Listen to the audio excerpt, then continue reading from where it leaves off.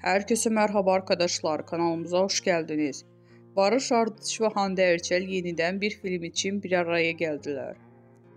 Barış Arduç son olarak Alparslanlar Büyük Selçuklu ile büyük beğeni kazanmıştı. Hande Erçel ise Bambaşka adlı bir dizide ekranlara dönüş yapmış, reytingler yakalanması sebebiyle diziye veda etmişti. Habere göre Barış Arduç ile Hande Erçel bir araya getiren proje Rüzgara Bırak filmi oldu. Barış Arduç ve bu yaz Çeşme'de bir film çekeceğini açıklamıştı. Filmin başrol oyuncusu ülkemizin en ideal yıldızlarından biri olan Hande Erçel oldu.